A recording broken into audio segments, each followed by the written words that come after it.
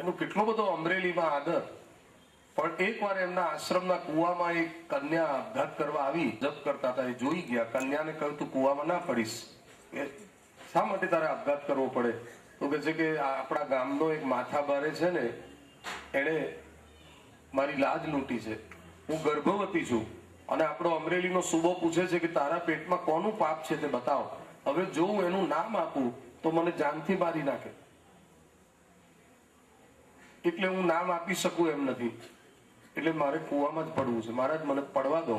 મૂળદાસ મહાત્માએ કહ્યું તું કુવામાં ના પડીશ, પણ તું જે પૂછે એને એમ કહેજે કે મારા પેટમાં મૂળદાસ મહાત્માનું પાપ છે. તારું પ્રાણ બચતો હોય તો હું માથે હાલ લેવા તૈયાર છું. અને એ મૂળદાસને જોડા ફટકારીને આખા અમરેલીમાં વરઘોડો કાઢ્યો. લોકો થૂથું કરવા લાગ્યા. એ બધું જ એમણે સહન કર્યું. જ્યારે વર્ષો પછી સત્ય હકીકતની ખબર પડી, જામનગરના રાજા પણ એમના ગુરુ હતા, એમના શિષ્ય હતા. જામ રાવળે પણ એમની કંઠી તોડી અને કહ્યું આજથી તમે અમારા ગુરુ નહીં. પણ જ્યારે એ મૂળદાસ દ્વારકા જતા હતા અને એકવાર એમણે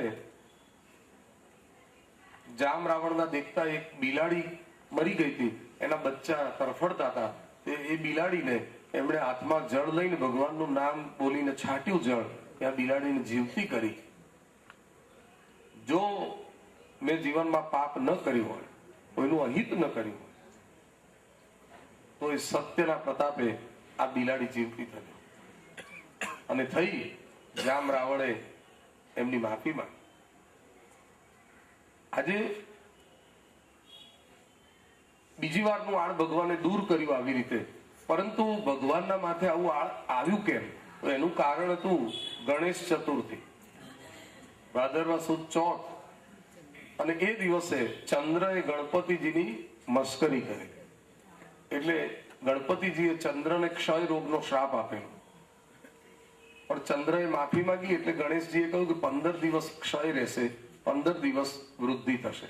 એટલે દર મહિને ચંદ્રનો 15 દિવસ ક્ષય થાય અને 15 દિવસ વૃદ્ધિ થાય. ગણપતિજીએ કહ્યું હે ચંદ્ર, તે મારી મસ્કરી કરી છે, તે દિવસના કોઈ તારા દર્શન ભૂલથી પણ કરશે તો એના માથે ખોટું આવશે. એટલે તે દિવસનો ચંદ્ર જોવાય નહીં. ભગવાન ભૂલથી એવા ચંદ્રના 2 વાર દર્શન કરી ગયેલા, એટલે ભગવાનના માથે આળ આવી. એ બંને વારનું દૂર કર્યું અને હવે ભગવાનના ઉપરા ઉપરી 5 લગ્ન થયા. અત્યાર સુધીમાં 3 થયા છે, રૂકમણીજી, જાંબુવતીજી, સત્યભામા. હવે ભગવાન પાંડવોને લાક્ષાગૃહમાં બાળી મૂક્યા છે એવા સમાચાર સાંભળી અને દુઃખી થયા. પણ જ્યારે બીજો દૂત સમાચાર લાવ્યો કે પાંડવો બચી ગયા છે અને દ્રુપદ રાજાને ઘેર છે, ત્યારે ભગવાન મળવા ગયા. પાંડવોને કહ્યું કૌરવો સાથે રહેવું તમારું બિલકુલ સલામત નથી, એટલે અડધું રાજ વહેંચી લો અને રાજધાની અલગ બનાવો. એટલે અલગ ઇન્દ્રપ્રસ્થ નામની રાજધાનીનું બાંધકામ ચાલતું હતું. એની દેખરેખ રાખવા માટે ભગવાન કૃષ્ણ સ્વયં ત્યાં હાજર રહેલા. 2 મહિના સુધી ભગવાને કન્સ્ટ્રક્શન ઉપર દેખરેખ રાખેલી દિલ્હી પાસે. અને એ કાર્ય ચાલતું હતું. એ વખતે એકવાર રથમાં અર્જુનને બેસાડીને યમુના કિનારે ભગવાન વિહાર કરતા હતા. ત્યાં એક શામળી કન્યા તપ કરતી હતી. ભગવાને અર્જુનને કહ્યું કે આ કન્યા કયા કારણથી ઉગ્ર તપ કરે છે તું જરા જાણી લા. અર્જુને નજીક જઈને કહ્યું કે દેવી તમે કોણ છો અને આવી ઉગ્ર તપશ્ચર્યા કયા પ્રયોજનથી કરો છો?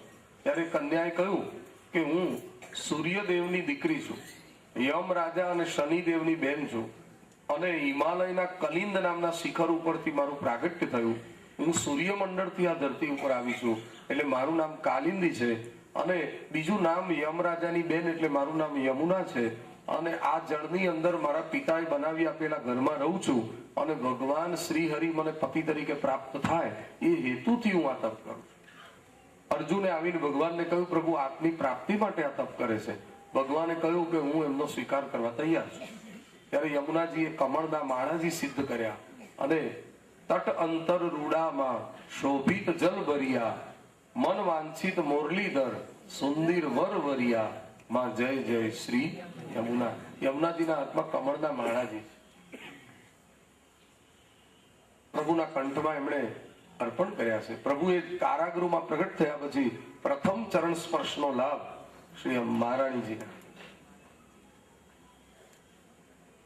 યમુનાજી પ્રભુના ચતુર્થ પટરાણીજી બન્યા છે. જે પ્રેમથી ભગવાન કૃષ્ણની ભક્તિ કરે એના ઉપર યમુનાજીની કૃપા થાય, અને યમુનાજીની કૃપા થાય એને યમ કે યમદૂતનો ભય નથી રહેતો. યમ રાજા એકવાર ભાઈ બીજના દિવસે યમુનાજીને ત્યાં જમવા પધાર્યા. બેન, મારી પાસે કંઈક માગો. ત્યારે યમુનાજીએ માગ્યું કે જે ભાઈ બીજના દિવસે જે ભાઈ બેન યમુના સ્નાન અને પાન કરશે તો એને તારું કે તારા દૂધનું તેડું નહીં આવે, પણ એને ભગવત ધામની પ્રાપ્તિ થશે. વૈષ્ણવ માટે, દૈવી જીવો માટે યમુનાજીએ આવું વરદાન માંગ્યું. યમુનાજી બહુ દયાળુ છે. શ્રીનાથજી વિના બીજું શરણ નથી, યમુનાજી સમૂહ કોઈ દયાળુ. આપણે પણ દરરોજ સેવા કરીએ ત્યારે ઘણા વૈષ્ણવો યમુનાષ્ટકનો પાઠ સાંજે કરતા હોય છે, અને ઠાકોરજીને જારીજી ધરે યમુનાષ્ટકનું સ્મરણ કરીને ધરે છે, અને યમુનાજી જારીજીમાં પધારે છે માટે ઉપર લાલ વસ્ત્ર ધરવામાં જારીજી. યમુનાજીને આપણે પ્રાર્થના કરીએ, યમુનાજી કૃપા કરે તો ઠાકોરજીની સેવામાં ઉપયોગી નવો દેહ પ્રાપ્ત થાય છે. તનુ નવત્વ મેતા વતા. અને જે કૃષ્ણની ભક્તિ કરે એના ઉપર એમની કૃપા તો હોય જ. નમત કૃષ્ણ તુર્ય પ્રિયામ. આપણે પણ પ્રાર્થના કરીએ, યમુના મૈયા શ્રીજીનું શરણ આપજો, અમને શ્રીજી ચરણમાં સદા રાખ. શ્રીજી સેવા સંઘની તો આજ પ્રાર્થના હોય.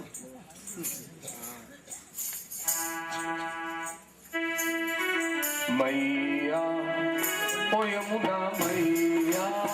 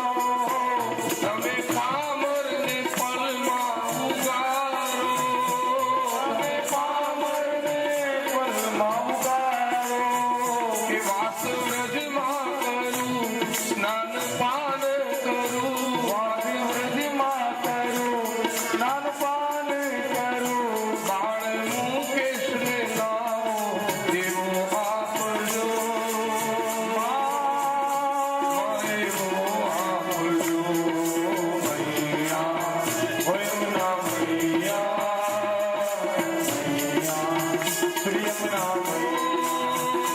યમુના મૈયા શ્રીજીનું શરણ આપજો, અમને શ્રીજી ચરણમાં સદા રાખજો. માં સદા રાખજો મૈયા, ઓ યમુના મૈયા, શ્રી યમુના મૈયા. ચતુર્થ લગ્ન શ્રી યમુનાજી સાથે અને ભગવાનના 5મા વિવાહ. ભગવાનના ફોઈ રાજાધી દેવી અને એમને ત્યાં એક દીકરી હતા મિત્રવિંદાજી. મિત્રવિંદાજીને 2 ભાઈ છે, વિંદ અને અનુવિંદ. આ 2 ભાઈઓએ પોતાની બહેનનો એકવાર સ્વયંવર રાખ્યો. બેનને કહ્યું કે સ્વયંવરમાં દેશ દેશના રાજવીઓ આવશે, પરંતુ બેન તારે વરમાળા તો અમારા મિત્ર દુર્યોધનને જ પહેરાવાય. મિત્ર વિંદાજીને આ ગમ્યું નહીં. સ્વયંવર એને કહેવાય કે કન્યા સ્વયં પોતાના વરની પસંદગી કરે. જ્યારે 2 ભાઈઓએ બેન ઉપર આવું દબાણ કર્યું, એ બેનને ન ગમ્યું. મિત્ર વિંદાજીએ દ્વારકાનાથનું મનથી સ્મરણ કર્યું. ભગવાન એના હૃદયનો ભાવ જાણી અને સ્વયંવરમાં પધાર્યા અને સૌ રાજાઓના દેખતા મિત્ર વિંદાજીનું હરણ કર્યું. આ ભગવાનના 5મા. પછી ભગવાન અયોધ્યા પધાર્યા અને અયોધ્યામાં નગ્નજીત રાજા રાજ્ય કરતા હતા. નગ્નજીત રાજાને ત્યાં એક બહુ મોટી ગૌશાળા હતી અને એમાં 7 બળવાન સાંડ હતા. રાજાએ એવી આકરી શરત મૂકેલી કે જે વીર પુરુષ આ 7 સાંડને એક સાથે વશ કરી બતાવે એ જ મારી કન્યાને પરણે. અત્યાર સુધી અનેક ઉમેદવારો આવ્યા પણ કોઈ આ સાંડને વશ ન કરી શક્યું. ત્યારે દ્વારકાધીશ પધાર્યા. ભગવાને ગૌશાળામાં જઈને જોયું તો 7 સાંડ શિંગડા તાકી અને સામે આવ્યા. એક સાંડમાં ખૂબ બળ હતું. એક સાંડ રોડ ઉપરથી જતો હોય તો આપણે એનાથી કેટલા ફૂટ દૂર ચાલવું પડે. ભગવાન એની સન્મુખ ગયા અને ભગવાને સમય સૂચકતા વાપરી અને 7 સ્વરૂપ પ્રગટ કર્યા. એક સાંડને એક સ્વરૂપથી વશ કરી 18 પગલા જેટલા પાછા પાડ્યા. ત્યારે સાંડને પણ ખ્યાલ આવી ગયો કે આ પરમ પુરુષ પરમાત્મા છે, એમના અતુલિત બળ આગળ આપણું બળ નહીં ચાલે. એટલે 7 સાંડ પગમાં બેસી ગયા. 7ના નાકમાંથી દોરી પરોવીને રાજાને બતાવી દીધું. રાજાએ પોતાની કન્યા નગ્નજીતીજી ભગવાન સાથે પરણાયા. એકવાર શ્રી મહાપ્રભુજી અયોધ્યા પધારેલા અને તે વખતે હનુમાનજી મહારાજ એમને રસ્તામાં મળી ગયા. કારણ કે અયોધ્યામાં તો હનુમાનજી હોય જ. રામજી નગરિયા રામ કી બસે સરયુ કે તીર, અચલ રાજ મહારાજ કા ચોકી હનુમંત બીર.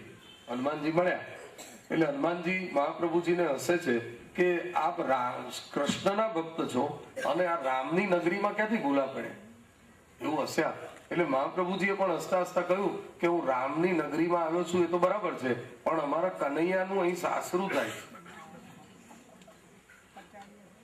મારા ઠાકોરજીએ એક લગ્ન અહીં કરેલા એટલે હું મારા કનૈયાની સાસરીમાં આવ્યો.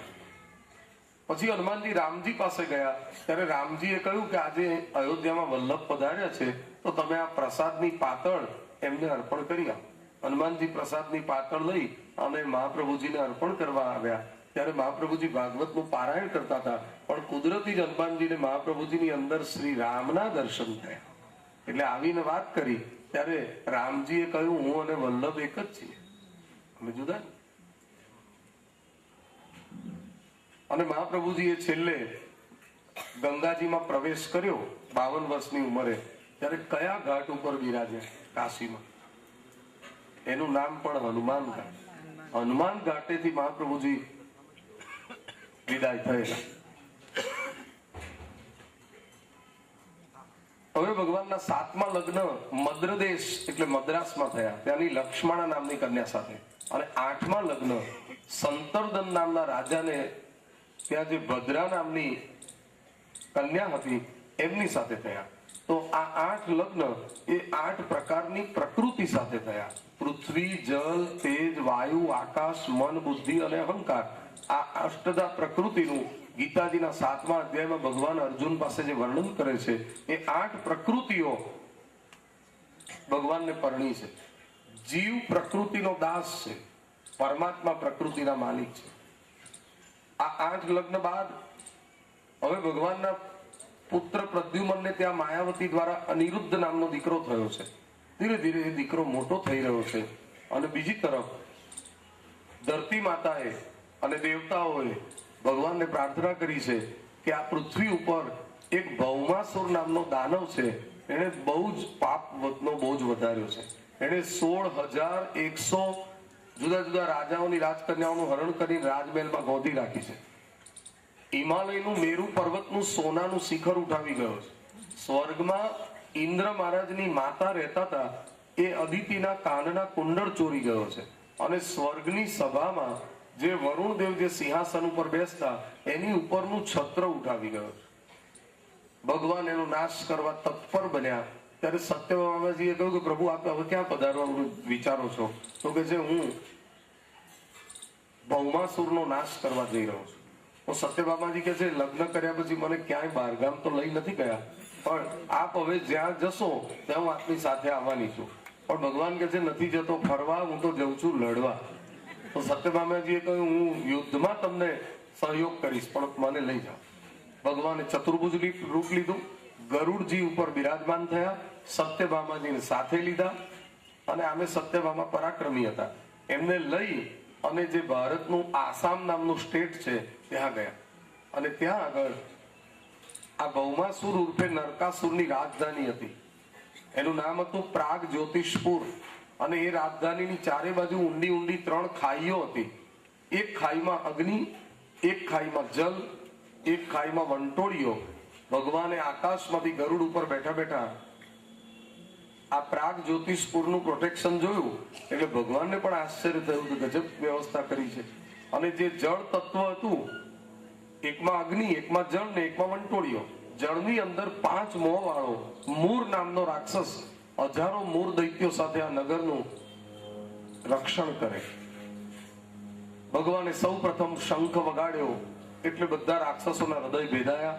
પછી ચતુર્ભુજ સ્વરૂપમાં જે હાથમાં કૌમુદીની નામની ગદા હતી, એ ગદાનો આ નગર ઉપર પ્રહાર કર્યો એટલે આ નગરના 3 કિલ્લા હતા એ બધા નાશ પામ્યા. પેલી માયાઓ નાશ પામી. અને પછી મૂર દૈત્ય 5 મોંમાંથી અગ્નિ વરસાવતો લડવા આવ્યો, એની સાથે યુદ્ધ છેડ્યું. અને સુદર્શન ચક્ર મૂકી મૂર દૈત્યનું ડોકું અલગ કર્યું એટલે મૂરનો વધ કરવાથી નામ પડ્યું મુરારી. હવે મૂર દૈત્યના 7 દીકરા પીઠ નામના સેનાપતિને લઈને લડવા આવ્યા, એનો પણ નાશ કર્યો. હવે ભૌમાસુર હાથી ઉપર બેસીને લડવા આવ્યો, એને ભગવાન ઉપર વિચિત્ર માયાઓ વરસાવી, એનો નાશ કર્યો. એના હાથીને ગદાથી ઉદ્ધાર્યો અને સુદર્શન ચક્ર મૂકી એનો પણ વધ કર્યો. એને છોડેલા શસ્ત્રોનો ભગવાને તલ જેવડા ટુકડા કરીને નાશ કર્યો, શતગ્નિ જેવા શસ્ત્રનો. અને જ્યારે ભૌમાસુરનો નાશ થયો ત્યારે દેવતાઓએ અંતરિક્ષમાંથી પુષ્પવૃષ્ટિ કરી ભગવાન ઉપર જય જયકાર કર્યો, શ્રી દ્વારિકાધીશની જય. અને તે દિવસ હતો કાળી ચૌદશ. એટલે કાળી ચૌદશ નું બીજું નામ નરક ચતુર્દશી પાડવામાં આવ્યું, કારણ કે નરકાસુરનો ઉદ્ધાર કરેલો. આપણે દિવાળી ઉજવીએ છીએ એનું કારણ છે આસુરી શક્તિ ઉપર દૈવી શક્તિના વિજયનું કારણ. નવરાત્રીમાં શક્તિએ મહિષાસુર આદિ રાક્ષસોનો નાશ કર્યો છે, એ નવરાત્રી. દશેરાના દિવસે રામે રાવણનો નાશ કર્યો છે અને કાળી ચૌદશે કૃષ્ણએ નરકાસુરનો નાશ કર્યો છે, એટલે દીપાવલી મનાવવામાં આવે. ભૌમાસુરનો નાશ થયો એટલે એનો દીકરો હતો જે ભગદત્ત, એ ભગવાનના શરણે આવ્યો, પોતાના પિતાના અપરાધોની માફી માંગી અને ઇન્દ્રની માતાના કુંડળ, વરુણદેવનું છત્ર, મેરુ પર્વતનું શિખર આ બધું ભગવાનને સોંપી દીધું. અને ભગવાને કારાગૃહમાંથી 16,100 રાજકન્યાઓને મુક્ત કરાવી અને કહ્યું આપ સૌને તમારા પિતાને ત્યાં જવાની એક વ્યવસ્થા ઊભી કરવામાં આવે છે. ત્યારે આ રાજકન્યાઓએ કહ્યું કે અમારે અમારા પિતાને ત્યાં જવું નથી, પણ અમારે તો આપની સાથે જ પરણવું છે. કારણ કે જેમ 8 પટરાણી એ અષ્ટધા પ્રકૃતિ હતી, એમ આ 16,000 વેદના મંત્રો હતા. વેદની ઋચાઓ કન્યાઓ રૂપે જન્મેલી. અને બીજું કારણ કે કોઈ પણ કુંવારી કન્યાનું કોઈ હરણ કરી જાય અને એક રાત માટે પણ એ કોઈ પાર્કે ઘેર રોકાય તો દુનિયાના લોકો એને આંગળી કરે, એ કલંકિત બની જાય છે. એટલે આ રાજકન્યાઓએ કહ્યું કે હવે અમે અમારા પિતાને ઘેર જઈશું ને તો આ કલંકિત અવસ્થામાં અમારે કેવી રીતે જીવવું? અમારો કોઈ હાથ નહીં પકડે, બધા અમને આંગળી કરશે, અમે ગમે એટલા શુદ્ધ અને પવિત્ર છીએ પણ છતાંય દુનિયાને પહોંચાય નહીં. એટલે અમારું જીવન રોડાઈ જાય એના કરતા આપ તો અંતર્યામી છો, અમારી આ પ્રાર્થનાનો સ્વીકાર કરો અને અમારો હાથ પકડી લો. ભગવાને વિચાર કર્યો કે થોડીક કન્યાઓ હોત તો વાંધો નતો, પણ આ તો 16,100 અને 8 તો ઘેર છે. એટલે થોડોક વિચાર કર્યો, પણ કન્યાઓ ભગવાનને વરવા કૃત નિશ્ચયી હતી. એટલે પછી ભગવાને એમનો સ્વીકાર કર્યો. બધી કન્યાઓને દ્વારકા રવાના કરી. વિશ્વકર્માને નવા 16,100 મહેલ બનાવવાની આજ્ઞા થઈ અને સત્યભામાજીને લઈને ભગવાન સ્વર્ગના રસ્તે ગયા. ત્યાં હિમાલય પર્વત આવ્યો, એના મેરુ પર્વતને સોનાનું શિખર અર્પણ કરી દીધું. સ્વર્ગમાં જઈ અદિતિ માતાના કુંડળો અને વરુણદેવનું છત્ર અર્પણ કર્યું. ભગવાન ઇન્દ્ર મહારાજ સાથે કંઈક વાત કરે છે એટલામાં સત્યભામાજીએ સ્વર્ગના બગીચાનું દર્શન કર્યું અને સ્વર્ગનું એક પારિજાત નામનું વૃક્ષ એમને બહુ ગમી ગયું. એટલે સત્યભામાજીએ ભગવાનને કહ્યું કે આપ એકવાર દ્વારકામાં બહારથી પધારેલા તો હાથમાં પારિજાતનું એક પુષ્પ લઈને આવેલા. ત્યારે મેં કહેલું કે આ પુષ્પ મને બહુ ગમ્યું છે. ત્યારે આપે એવું કહ્યું હતું કે જો આ પુષ્પ ગમ્યું છે તો કોઈ દિવસ આનું વૃક્ષ પણ તમને આખું લાવી આપીશું. તો આ વૃક્ષ અહીં હાજર છે તો આપણે અહીંથી દ્વારકા લઈ જવું છે. તો ભગવાને કહ્યું લઈ લો, અહીંથી ઉઠાવો અને દ્વારકાના આપના બગીચાની અંદર એને પધરાવી દઈશું. ઇન્દ્રની પત્ની સચીએ વિરોધ કર્યો. મારા બગીચાનું આખું વૃક્ષ લઈ અને ભૂતલ ઉપર એમના બગીચામાં લઈ જાય મને પસંદ નથી. ઇન્દ્રએ પત્નીનું ઉપરાણું લઈને ભગવાન સામે વિરોધ નોંધાવ્યો. ભગવાનને ઇન્દ્ર સાથે યુદ્ધ છેડવું પડ્યું અને ઇન્દ્રને હરાવી પારિજાતનું હરણ કરી અને ભગવાન દ્વારકામાં લઈ આવે. ઇન્દ્ર સેવક છે, ભગવાન તો માલિક છે. શ્રી કૃષ્ણ કમલાપતિ યદુપતિ, સીતાપતિ શ્રીપતિ, વૈકુંઠાધિપતિ ચરાચરપતિ, લક્ષ્મીપતિ પાહિમામ. સચરાચરના માલિક છે. સત્યભામાના બગીચામાં પારિજાત પધરાવ્યું એટલે રૂકમણીજીને નારદજીએ કહ્યું કે તમારા બગીચામાં ના પધરાવ્યું. રૂકમણીજીને થોડું ખોટું લાગી ગયું. એટલે એકવાર ભગવાને સત્યભામા બહાર ગયેલા, એમની ગેરહાજરીમાં પારિજાતની એક વેણી ગૂંથી અને રૂકમણીજીને રાજી કરવા માટે લઈને નીકળ્યા. પણ થોડુંક ચાલ્યા ત્યાં સામે જ સત્યભામા આવે. વેણી હાથમાં છે અને સત્યભામા સામે આવે એટલે ભગવાન સંકોચાયા અને વેણી હતી એ પાછળ સંતાડી દીધી. બે હાથ પાછળ રાખીને વાત ચાલુ રાખી. ત્યારે સત્યભામાજી કહે છે વાત બહુ સરસ કરો છો મારી સાથે, પણ બે હાથ કેમ પાછળ સંતાડ્યા છે? બે હાથમાં છે શું?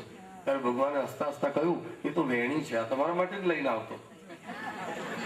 એટલે સત્યભામાને પછી આપી દેવી પડી. એટલે આવી દશા થઈ. પણ એક દિવસ સત્યભામા રીસાયા તો ખરા જ. સુખદેવજી વર્ણન કરે છે. શ્રી શુક ઉવાચ કરહી ચિત્તસુખમાસીનમ સ્વતલ્પસ્થમ જગદગુરુમ પતિમ પરિય ચરદ ભૈષ્મી વ્યજનેન સખી જનૈ. એકવાર છત્ર પલંગમાં ભગવાન પોઢેલા છે. રૂક્ષ્મણીજી પોતાની સખીઓના વૃંદ સાથે ભગવાનની સેવામાં છે. વાયુ ડોળે છે. વાયુ ડોળતા દોડતા રૂક્ષ્મણીજી આજે પોતાના રૂપ અને પોતાના શણગાર જુએ છે અને મનમાં એવું વિચારે છે કે આખા દ્વારકા નગરીમાં મારા જેટલું કોઈ જ રૂપાળું નહીં. આટલી બધી પટરાણી છે પણ સૌથી પહેલા લગ્ન કરી તો મને લાગે. એમને બધા કરતા વાલામ વાલી હું, મારા વિના એમને ના ચાલે. આવું બધું વિચાર. ભગવાન શયન કરે છે પણ ભગવાનને બધાના મનની વાત ખબર છે. તન કી જાને મન કી જાને, જાને ચિત્ત કી ચોરી, વાકે આગે ક્યાં છુપાએ જાકે હાથ મેં ડોરી. ભગવાને રૂકમણીજીનું અભિમાન દૂર કરવા નેત્રો ખોલીને કહ્યું દેવી તમને એક વાત કહું, તમે બહુ જ સુંદર છો પણ તમારું ને મારું કજોડું થઈ ગયું છે. કજોડું કેમ થયું છે? તો કે છે કે તમે ગોરા ગોરા છો, હું કાળો છું. તમે એક રાજાની કન્યા છો, હું ગાય ચારનાર ગ્વાલ છું. મને લોકો રણછોડ કે છે. તમે મને શું જોઈને વર તરીકે પસંદ કર્યો એ હજી મને સમજાતું નથી. પણ આ તો એક ભૂદેવ તમારો પત્ર લઈને આવ્યા એટલે હું બીજા રાજાઓને મારું પરાક્રમ બતાવવા આપને ત્યાં ગુંડીનપુર આવેલો, નહીં કે માત્ર આપને લેવા. હકીકતમાં મારે ઘર સંસાર કરવાની જરૂર નથી, મારે કોઈ સ્ત્રીની જરૂર નથી. આ તો મા બાપને ખોટું ના લાગે એટલે આ બધું લઈને બેઠો છું. પણ બાકી હું પરોઢીએ 3:30 વાગે ઉઠીને જયારે સંસાર ઊંઘે છે ત્યારે મારા સંતો જાગીને મારું ધ્યાન કરતા હોય છે, ત્યારે સામે હું પણ એમનું ધ્યાન કરું છું. એ યથામામ પ્રપદ્યંતે તાંસ તથૈવ ભજામ્ય. માટે આ ત્રણેય ભુવનમાં મને જો અતિશય કોઈ વાલું હોય તો મારા નિષ્કામ સંતો અને નિષ્કામ ભક્તો. આપના રૂપની મારા ઘરમાં કદર નહીં થાય. આપને હજી કોઈ ફેર વિચારણા કરવી હોય તો કરી શકો છો. આ વાક્ય એવું હતું કે રૂક્ષ્મણીજી માટે અસહ્ય હતું. પરસેવો થઈ ગયો, બંને નેત્રોમાંથી આંસુ વહેવા લાગ્યા અને થોડીક વાર માટે રૂક્ષ્મણીજી બેહોશ થઈને ઢળી પડ્યા. એટલે ભગવાન હવે એમને ભાનમાં લાવવા ભગવાન વાયુ ઢોળે, જલ્દી ભાનમાં આવે તો પાછા મનાવી લઉં. અને રડતા રડતા જે અભિમાન વહી ગયું એ પછી રૂક્ષ્મણીજી જાગ્યા એટલે ભગવાને એમને વાલ કરતા કહ્યું, આ તો મને આવું હસવાની ટેવ છે, બાકી તમે મને બહુ જ વાલા. રૂક્ષ્મણીજી સમજી ગયા કે મારી અંદર જે અભિમાન આવ્યું હતું એ જાણી ગયા, એટલે જ એમણે આ લીલા કરી. એટલે રૂક્ષ્મણીજીએ ઉભા થઈને ભગવાનને પ્રણામ કરીને કહ્યું કે આપે મારો જે સ્વીકાર કર્યો છે એ આપની મહાનતા છે, બાકી મારી કોઈ ગુંજાશ નથી. હું આપના ચરણની એક રજ છું, હું આપના ઘરની એક દાસી છું, હું તો આપની ઘરની એક સાવરણી છું. તુમ ગગન કે ચંદ્રમા હો, મેં ધરા કી ધૂળ. મારા અપરાધને ક્ષમા કરો. આવો પ્રેમ કલહ ભગવાન અને રૂક્ષ્મણીજી વચ્ચે થયો છે. કોપાવ્યા પણ ખરા, મનાવ્યા પણ ખરા. હવે શું થયું કે પ્રદ્યુમન ને માયાવતીનો દીકરો અનિરુદ્ધ પરણાવા જેવડો થઈ ગયો. એટલે એનું પ્રથમ લગ્ન રૂક્ષ્મણીજીની ભત્રીજી સાથે ભોજકટ નામના નગરમાં લેવાયું. લગ્ન ચાલતા હતા ત્યારે બધા રાજાઓ જુદી જુદી રમતો રમવા બેઠા. એમાં બળદેવજી પણ બેઠા. જે રાજાઓ બળદેવજી સાથે રમે છે એ અન્યાય કરે છે. બળદેવજી જયારે જીતે એટલે બધા રાજાઓ એકબીજાને ઈશારો કરીને કહે છે એવું બોલો બળદેવજી હાર્યા. કેટલી વાર આવો અન્યાય કર્યો. બળદેવજી એની મનમાં નોંધ લીધી. પણ જયારે ખરાખરીનો દાવ આવ્યો અને બળદેવજી જીત્યા ત્યારે પેલા રાજાઓ કહેવા લાગ્યા બળદેવજી હાર્યા છે. એ વખતે આકાશવાણીએ સમર્થન આપ્યું કે બળદેવજી જીત્યા છે, તમે બધા હાર્યા છો. ત્યારે બધા રાજાઓ મોટા પડી ગયા. બળદેવજીએ કહ્યું ક્યારના તમે લોકો રમતમાં મારી સાથે અન્યાય કરતા હતા એ મારા ધ્યાનમાં છે, હવે હું તમારી ખબર લઉં છું. બળદેવજી દ્વારકાના કૃષિ મંત્રી છે, જેમ આપણા બલરામ જાખડ હતા. અને પછી બળદેવજીએ હળ મુષળ જે હાથમાં રાખતા હતા એ લઈ અને એ રાજાઓ ઉપર પ્રહાર કર્યો. એમાં કલિંગ નામના દેશનો જે રાજા હતો એના દાંત તૂટી ગયા. અને રૂકમી ઉપર પ્રહાર કર્યો તો રૂકમીનું તો ત્યાં મરણ જ થઈ. જે રૂકમીને રથની થાંભલી સાથે બાંધેલો છોડાયો હતો એ જ રૂકમીને બળદેવજીએ હણ્યો. અને એની દીકરી તો લેવા આવેલા એટલે જલ્દી જલ્દી લગ્ન સમિતિ અને બધા દ્વારકા આવી ગયા. આ રીતે અનિરુદ્ધનું પ્રથમ લગ્ન રૂક્ષ્મણીજીની ભત્રીજી સાથે અને અનિરુદ્ધનું બીજું લગ્ન એનું નામ ઓખા હરણની કથા. હકીકતમાં હરણ અનિરુદ્ધનું થયું છે, પણ ઓખા હરણ એનો અર્થ એવો કરવાનો ઓખાએ કરાવેલું હરણ. ઓખા એટલે આગલા અવતારમાં શંકર ભગવાનની દીકરી. શંકર અને પાર્વતી કૈલાસમાં રહેતા હતા. ત્યાં એકવાર શિવજીએ પાર્વતીજીને કહ્યું કે હું તપ કરવા જઉં છું. પાર્વતીજીએ કહ્યું આપની ગેરહાજરીમાં મને ગમશે નહીં. એટલે મહાદેવજી એમને 2 વરદાન આપ્યા. જ્યારે આપને એકલવાયું લાગે તો આ 2 વરદાનનો પ્રયોગ કરજો. આવું કહીને તપ કરવા ગયા. તપ તો ઘણા વર્ષો સુધી ચાલ્યું. એકવાર પાર્વતીજીને એકલવાયું લાગ્યું એટલે એમણે પોતાના અંગ ઉપરથી પરસેવો ઉતાર્યો અને પરસેવામાંથી 2 પૂતળા બનાવ્યા અને એમાં પેલા 2 વરદાનનો પ્રયોગ કર્યો. એ પ્રયોગ કરતા જ એ 2 બાળકો થઈને જન્મ્યા. એક દીકરી એક દીકરો થઈ ગયો. એટલે પાર્વતીજીને હવે ઘર હર્યું લાગે છે. આ બાળકોના લાલન પાલનના કિલ્લોલમાં સમય પસાર થાય છે. નારદજી આ જોઈ ગયા. એટલે નારદજીએ મહાદેવજી તપ કરતા હતા ત્યાં જઈને કહ્યું આપ તો અહીં વર્ષોથી તપ કરો છો પણ આપને ઘેર તો 2 બાળકો રમે. મહાદેવજી કે મારે ઘેર બાળકો નથી, મેં જાતે જોયા છે. મહાદેવજી તો કોપાયમાન થયા. ત્રિશૂળ લઈને ઘરે પહોંચ્યા અને એ જ વખતે પાર્વતીજી સ્નાન કરવા બેઠેલા, પોતાના દીકરાને અને દીકરીને કહ્યું તું કોઈ પણ આવે તો મારી આજ્ઞા સિવાય આવવા ન દેશો, ઉમરા ઉપર બેસીને તમે પહેરો કરો. બે ભાઈ બેન બેઠા છે, એમાં મહાદેવજી આવ્યા એટલે મહાદેવજીને રોકવામાં આવ્યા. મહારાજ, અમારી માતાની આજ્ઞા સિવાય અમે આપને અંદર નહીં આવવા દઈએ, અમે પાર્વતીજીના બાળકો છીએ. નારદજી કહી ગયા ત્યારથી મહાદેવજી ગુસ્સામાં તો હતા જ. એમણે તો ત્રિશૂળ ઊંચું કર્યું, મારા ઘરમાં જતા મને રોકનાર તમે કોણ? મહાદેવજીનું આ ત્રિશૂળ જોઈ અને ગભરાઈ ગયેલી પેલી કન્યા દોડતી જઈને એક મીઠાની કોઠીમાં સંતાઈ ગઈ. અને મહાદેવજીનું ત્રિશૂળ પાર્વતીજીના પુત્રના ગળા ઉપર ફરી વળ્યું, ન થવાનું થઈ ગયું. પાર્વતીજી સ્નાન કરીને બહાર આવ્યા, પોતાના પુત્રને દળ મસ્તક અલગ થયેલો જોયો એટલે બહુ જ રુદન કરવા લાગ્યા, તમે આ શું કર્યું? તો કે જે આ બાળકો થયા કેવી રીતે? મહાદેવજીને કહ્યું કે તમે 2 વરદાન આપી નહોતા ગયા, મેં 2 વરદાનનો પ્રયોગ કર્યો, એમાંથી આ 2 બાળકો થયા. બહુ પસ્તાવો થયો. જંગલમાં સેવકોને મોકલ્યા અને કહ્યું કે જે કોઈ તમને પહેલું સામું મળે એનું મસ્તક ઉતારી લેતા.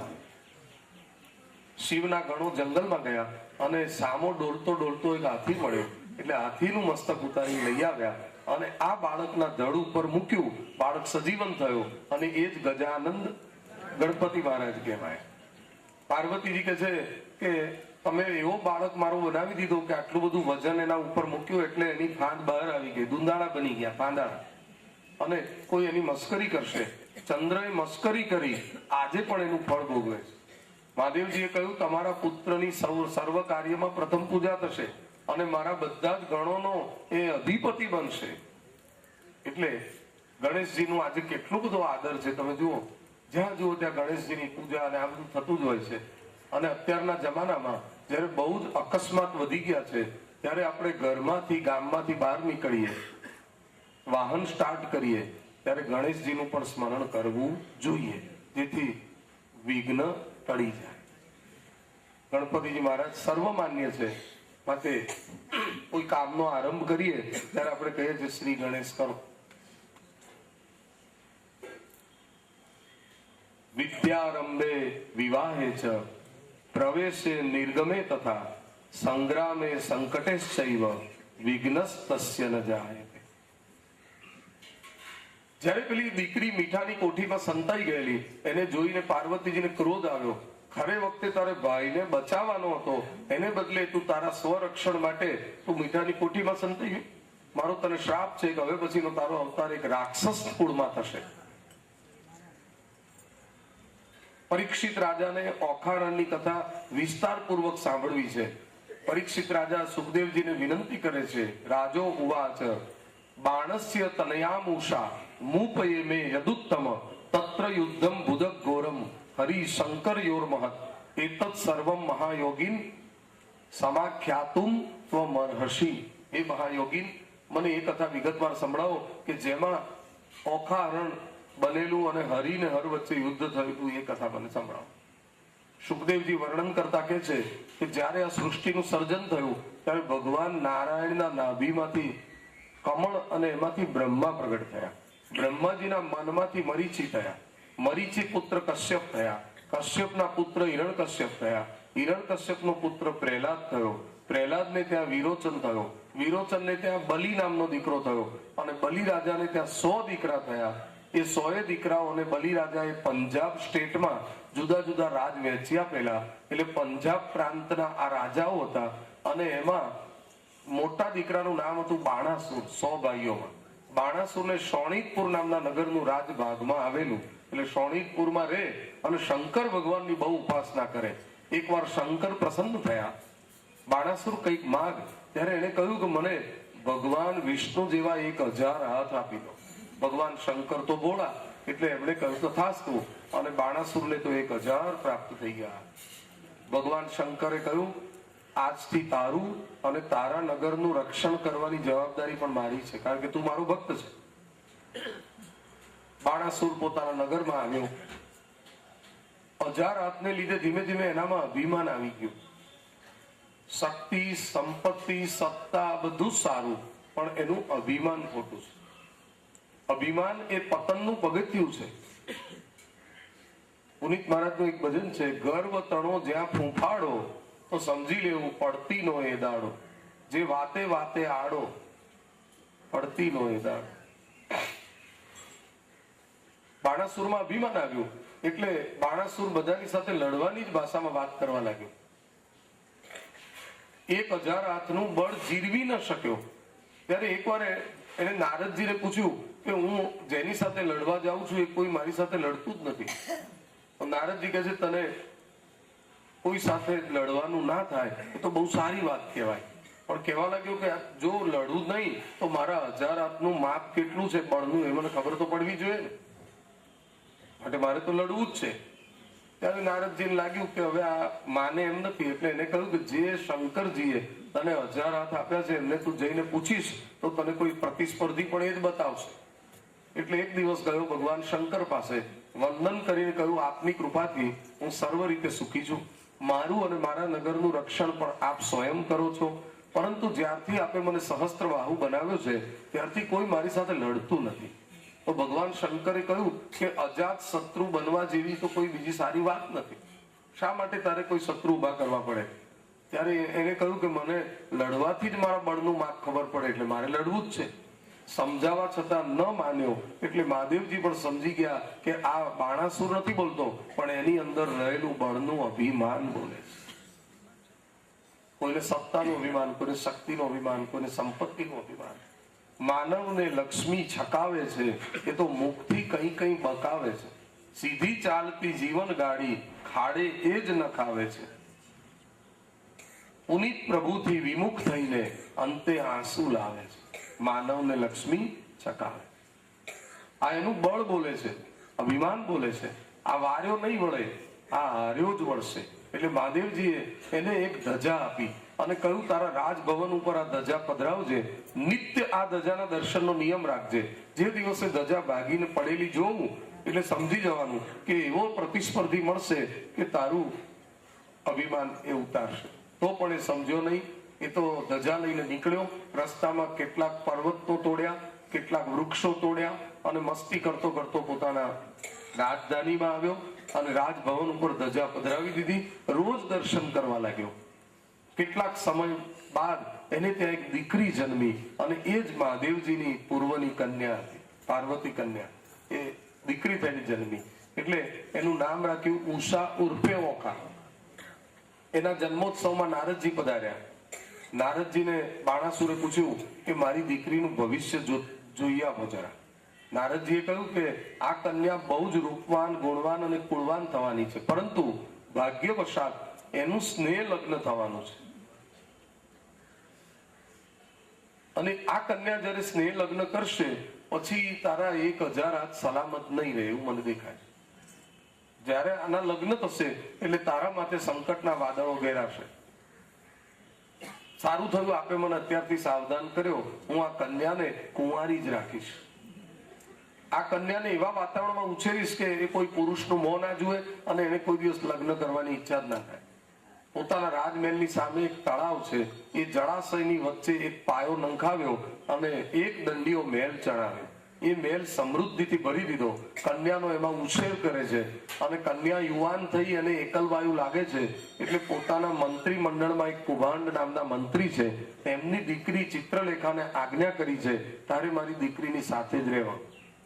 ચિત્રલેખા અને ઉષા એક જ સાથે રહે છે. એક દંડિયા મહેલમાં જવાનો એક જ રસ્તો છે, એને ભોંગળથી ફિટ કરેલો છે અને સશસ્ત્ર સૈનિકોનો ત્યાં પહેરો મૂક્યો છે. પણ એ પહેરો એવો છે કે અંદર રહેતી ઉષાને પણ એ સૈનિક પુરુષોના દર્શન ના થાય, દેખાય નહીં. આ મહેલની અંદર ધીમે ધીમે મોટી થયેલી આ કન્યાને ચિત્રલેખાનો સહકાર મળ્યો. જે ઉષાએ બહારની દુનિયા જોઈ નથી, કોઈ પુરુષનું મોં નથી જોયું, એવી ઉષાનું બ્રેઇન વોશ આ ચિત્રલેખા કરી રહી છે. લગ્નની વાતો કરે, સંસારની વાતો કરે, આવી બધી વાતો કરે અને આખો દિવસ જે વસ્તુ તમે સાંભળ્યા કરો એ તમારા મનમાં બેસી જાય. જે વસ્તુ સાંભળ્યા કરો એના જ વિચારો આવ્યા કરે, વિચારોના તરંગો પ્રગટ થયા. એક દિવસ રાત્રે સૂઈ ગઈ અને વહેલી પરોળે એને સ્વપ્ન આવ્યું. સ્વપ્ન સૃષ્ટિમાં દ્વારકાધીશ શ્રી કૃષ્ણના પૌત્ર અનિરુદ્ધ દેખાયા. એની સાથે એનું લગ્ન થયું. લગ્ન પછી બંને વાર્તા વિનોદ કરે છે અને અચાનક સ્વપ્ન તૂટી ગયું. એટલે જોર જોરથી રડવા લાગી. ચિત્રલેખા જાગી. અરે સખી, એકાએક તને શું તકલીફ થઈ કે તું રડે છે? હું રડું છું એટલે કે મેં સ્વપ્ન સૃષ્ટિમાં એક સુંદર રાજકુંવરને જોયા,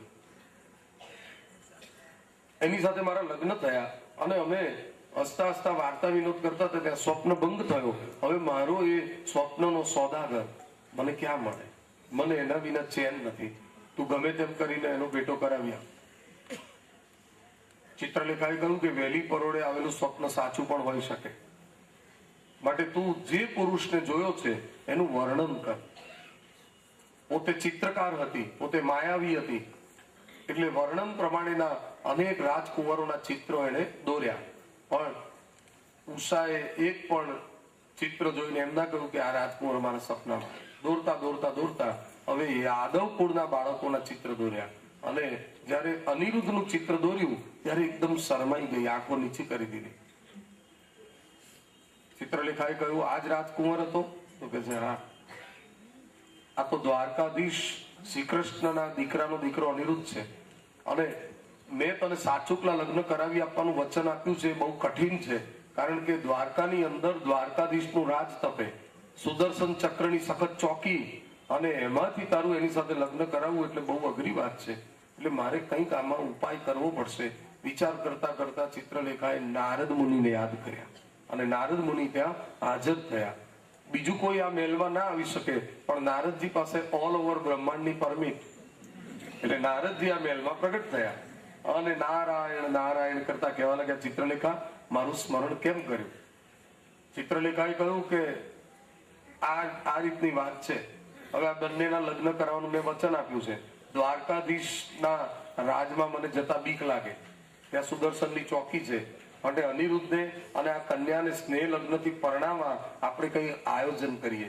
નારદજી અને ચિત્રલેખાએ સાથે મળી અને આખું આયોજન કર્યું. અને એ આયોજન પ્રમાણે એક દિવસ રાત્રિના સમયે નારદજી દ્વારકા પહોંચી ગયા અને સુદર્શન ચક્ર જે સખત ચોકી કરતું હતું એને વાતોમાં બેસાડી નાખ્યું.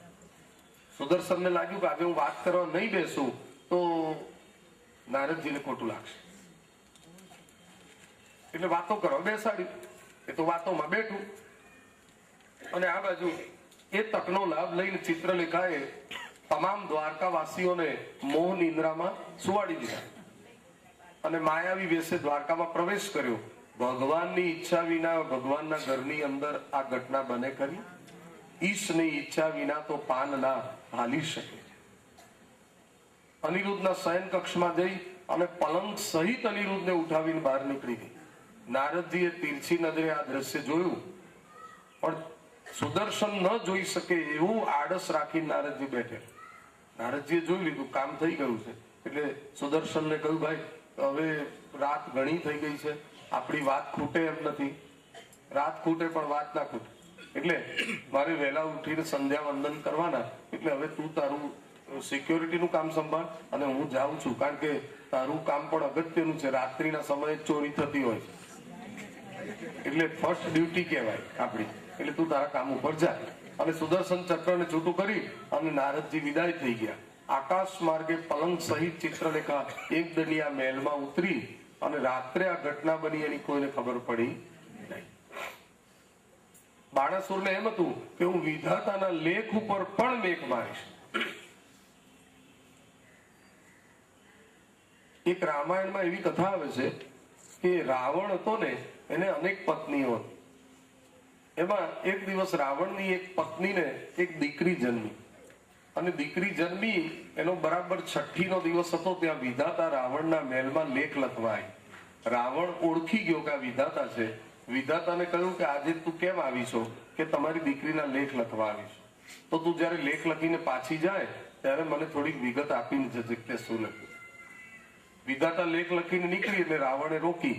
ત્યારે એને કહ્યું કે તમારી આ દીકરી જે છે ને એનું લગ્ન તમારું લશ્કર જે છે એનો જે ઝાડુ વાળનારો છે એના દીકરા સાથે થવાનું છે. આવું એના લેખમાં. અને એ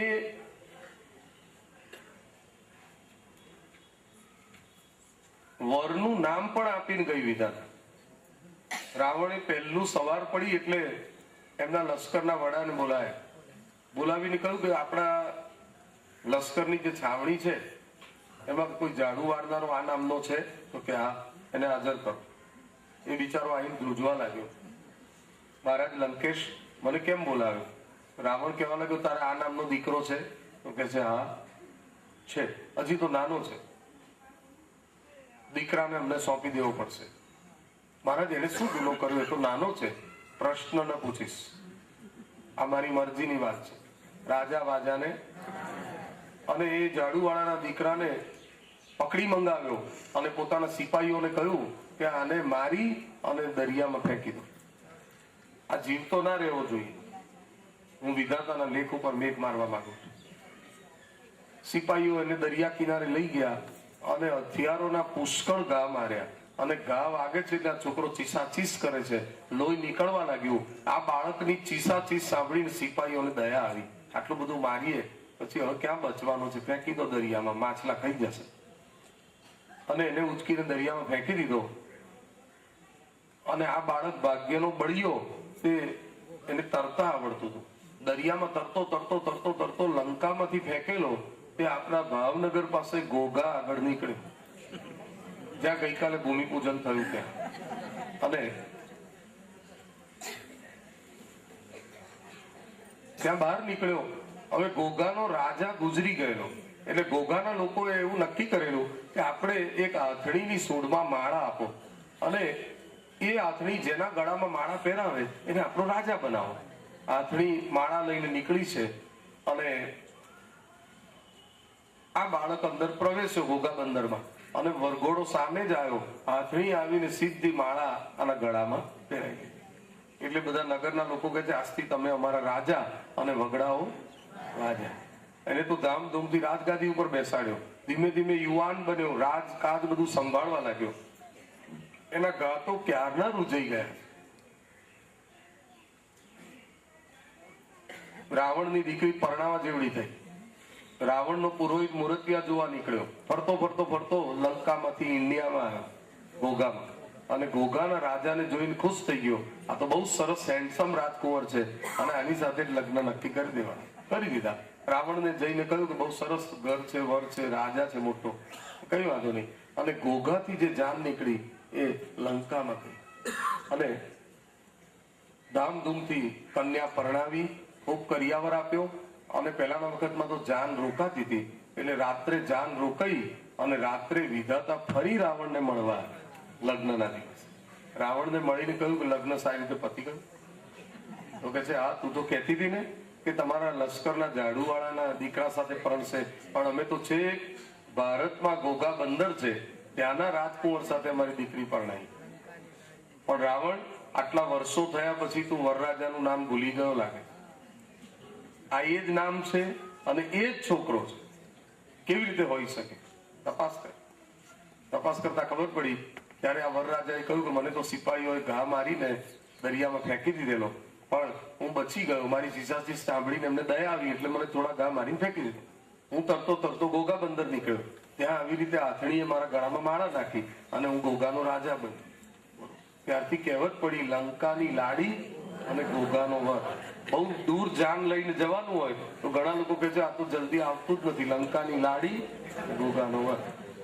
એટલે રાવણે પણ કાન પકડ્યો કે વિધાતાના લેખ ઉપર કોઈ મેઘ મારી શકતું નથી. આજે એક દંડિયા મહેલમાં પેલો પલંગ ઉતર્યો એટલે ચિત્રલેખાએ ઉષાને કહ્યું કે જોઈ લે, આજ તારો સ્વપ્નનો સોદાગર કે બીજો, બસ આજ મારા મનનો માણીગર છે અને હું તારો ઉપકાર નહીં ભૂલું. સવાર સુધી આ જાગવાનો નથી, એવો મેં સુવાડી દીધો છે. સવાર સુધી પોતાના પ્રિયતમને જોયા કર્યો અને એટલામાં તો સવાર થવાનો સમય થયો, બાણાસુરનો જાગવાનો સમય થયો. આજે ધજા ભાગીને પડી ગઈ છે અને બાણાસુર એક તરફ જાગ્યો છે. બાણાસુરની નગરીમાં તો ગડગડિયાની શાન રે, એના રે અવાજે અનિરુદ્ધ જાગિયા રે.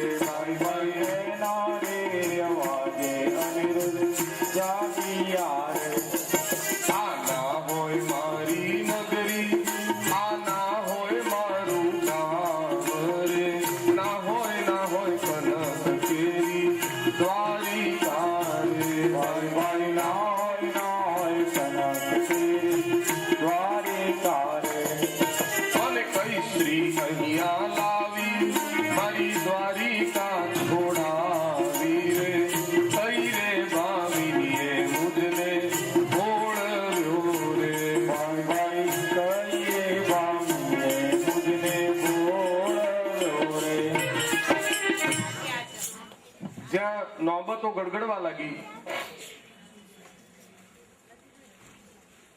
બાણાસુર તો જાગ્યો, પણ આ બાજુ અનિરુદ્ધ પણ જાગ્યો. નિંદ્રાનું આવરણ દૂર થયું. જાગેલા અનિરુદ્ધે જોયું તો કોઈ સ્ત્રીઓનો મહેલ હતો. અનિરુદ્ધના જાગવાથી ઉષા અને ચિત્રલેખા અંદર જઈને સંતાઈ ગયા. અનિરુદ્ધે કહ્યું કે અરે આ મહેલ કોનો છે અને આવા અજાણ્યા મહેલમાં મને કોણ લઈ આવ્યું છે? પણ કોઈ જવાબ ના મળ્યો અને સ્ત્રીઓના મહેલને પ્રસાધન જોયા એટલે તરત જ પોતે એક અપશબ્દ બોલી ગયા. એવી કઈ સ્ત્રી મને અહીંયા લઈ આવી છે? કોણ છે? આવું બોલ્યા એટલે ચિત્રલેખાને અપમાન જેવું લાગ્યું. એ ઉષાનો હાથ પકડીને બહાર આવી. યુવરાજ, જરા સંભાળીને વિવેકથી બોલો, કારણ કે આવો અપશબ્દ તમે કોના માટે બોલ્યા? તો કે જે મને અહીં લઈ આવ્યું એના માટે. હું કોઈને ઓળખતો નથી.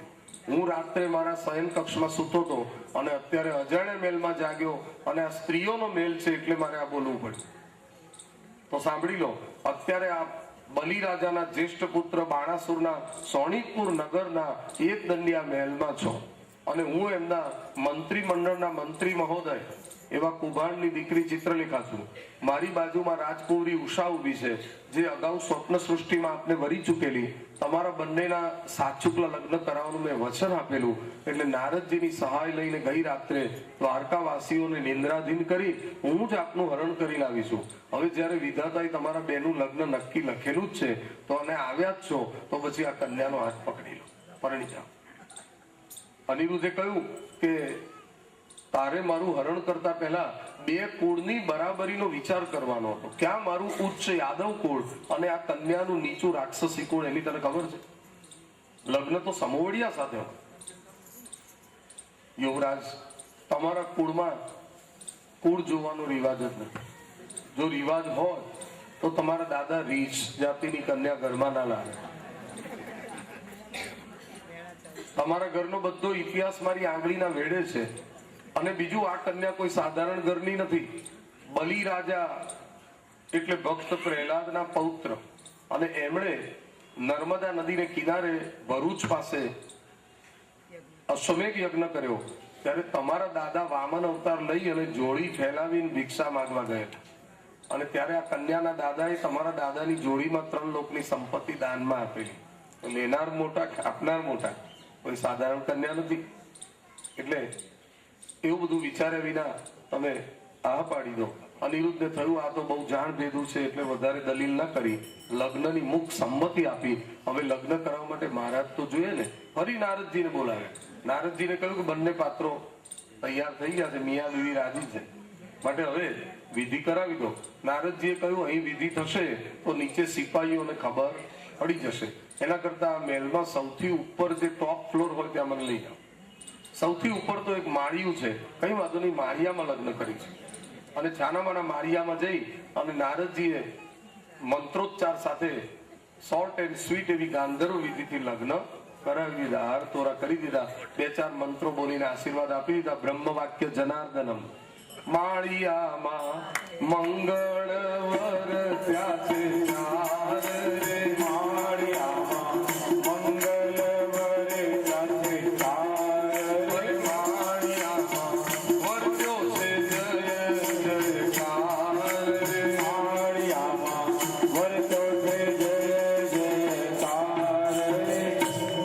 આશીર્વાદ આપ્યા તમે ખૂબ સુખી થાવ અને જરા સંભાળીને રહેજો. આટલું કહીને ગયા. પણ લગ્ન કર્યા પછી બંનેના મન એવા મળી ગયા કે બંને આનંદ કિલ્લોલ કરવા લાગ્યા. એમાં એક દિવસ સિપાહીઓને ખબર પડી અને સિપાહીઓને ખબર પડી ત્યારે ઘણું મોડું થઈ ગયેલું. અત્યારે ઉષા ગર્ભવતી હતી. બાણાસુરને સમાચાર આપવામાં આવ્યા કે એક દંડિયા મહેલના સિપાહીએ આવીને કહ્યું, સોણીતપુર નરેશ બાણાસુર મહારાજનો જય હો. હું રાજકન્યા ઉષાના એક દંડિયા મહેલથી આવી રહ્યો છું અને માહિતી એવી છે કે ઉષાના મહેલમાં કોઈ પર પુરુષ છેલ્લા 4-6 મહિનાથી પેસી ગયો છે અને એણે ઉષા સાથે સ્નેહ લગ્ન કરી લીધા છે અને એના સંસર્ગથી આપણી રાજકન્યા ગર્ભવતી છે. આ સાંભળીને બાણાસુર સિંહાસનમાં ઊંચો થઈ ગયો. અસંભવ!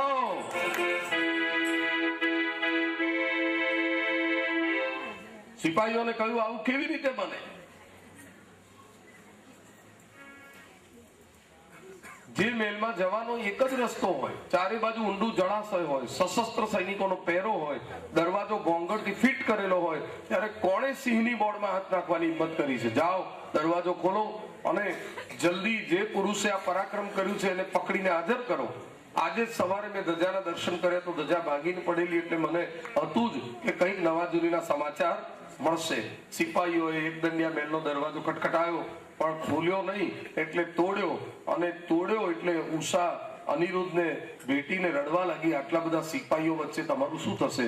અનિરુદ્ધે કહ્યું, તું મને જરા પણ ડરાવ નહીં, પહેલો મારે કદી ના હારે, હિંમતે મરદા મદદે ખુદા.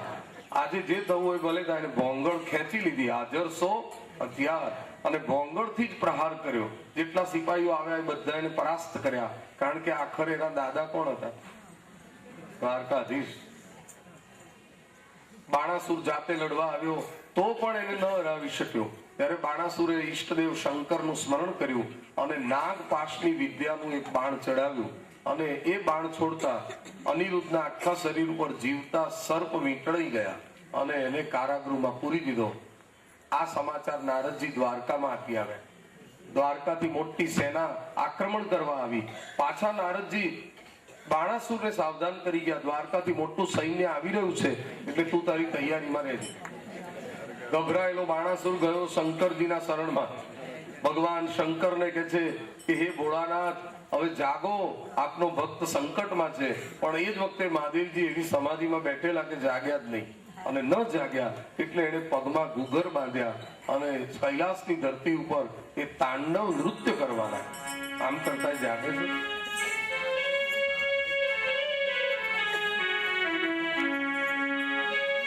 હે નટરા ગંગાધર શંકર ભોલેનાથ જય હો, જય હો, જય હો. હે નટરાજ ગંગાધર શંકર ભોલેનાથ જય હો, જય હો.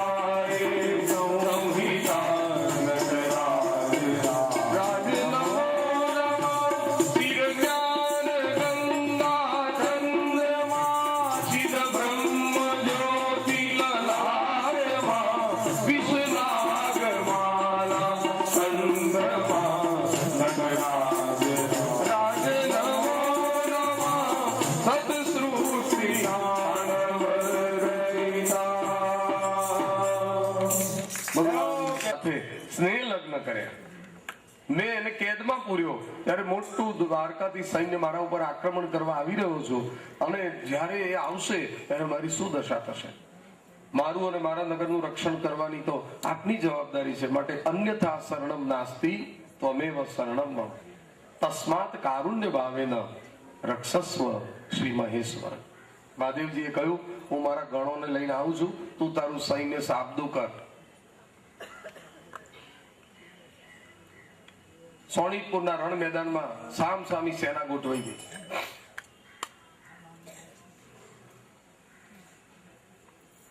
એક બાજુ મોહન ને એક બાજુ મહાદેવ. આજે આપણી સેના પરેડમાં છે. કારણ કે 26મી જાન્યુઆરી અને 15મી ઓગસ્ટ એ દેશ માટે ગૌરવ લેવા જેવા બંને દિવસો છે અને એ દિવસે લોકો રાષ્ટ્રને સલામ કરે છે અને ભારત દેશને પ્રણામ કરે છે। માં તુજે સલામ, માં તુજે પ્રણામ, સંસ્કૃતમાં વંદે